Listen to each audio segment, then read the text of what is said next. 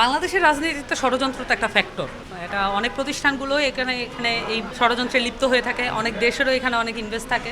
এখন ষড়যন্ত্রের ক্ষেত্রে বলতে হবে যে বাংলাদেশে নির্বাচন বন্ধ করার কোনো পায়তারা আসলে আমরা মেনে নেব না। আমরা মনে করি যে সংস্কারকে প্রশ্নবিদ্ধ করে, সংস্কারকে পিছিয়ে দিয়ে কোনোভাবে নির্বাচনকে পিছিয়ে দেওয়ার চেষ্টা করা, এইটাও আমরা আসলে মেনে নিব না। আমরা নির্বাচন চাই এবং এখানে যৌক্তিক যে কোনো পন্থা আছে সেগুলোকে দ্রুততম সময়ে কনসেনসাসের মাধ্যমে এটাকে ইমপ্লিমেন্টেশন করতে হবে। ডাকসুর ক্ষেত্রেও তাই। ডাকসুর ক্ষেত্রে আমার কাছে মনে হয় যে ডাকসুকে বন্ধ করলেও অনেক পক্ষের অনেক লাভ আছে, কারণ ডাকসুর উপরে তো আসলে নির্ভর করে যে জাতীয় রাজনীতির অনেক কিছু আসলে নির্ভর করে। সেই জায়গা থেকে অবশ্যই ডাকসুকে বন্ধ করা পায়তারাটা আছে। এইটার ফাঁদে কখনো পা দেওয়া যাবে না আর কি, কোনো ছাত্র সংগঠনের মধ্যে এর মধ্যে যাতে না পড়ে সেজন্য তাদেরকে সচেষ্ট থাকতে হবে।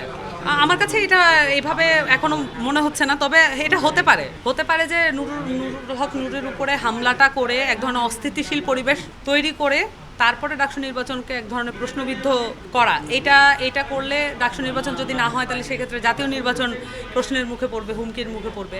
এই ধরনের ষড়যন্ত্র যারা তত্ত্বে বিশ্বাস করেন তারা ভুল করছেন। এইভাবে করে আর কোনোদিন বাংলাদেশে মানে এই ধরনের মেকানিজম আর কাজ করবে, এটা তারা ভুল করছেন। গণঅভ্যুত্থানের সময়ও তারা চেষ্টা করেছিলেন যে গণঅভ্যুত্থানটা তাদের মতো করে হবে, তাদের কথা অনুযায়ী হবে, নেতৃবৃন্দ তাদের কথা অনুযায়ী চলবেন, এটা তারা আশা করেছিলেন।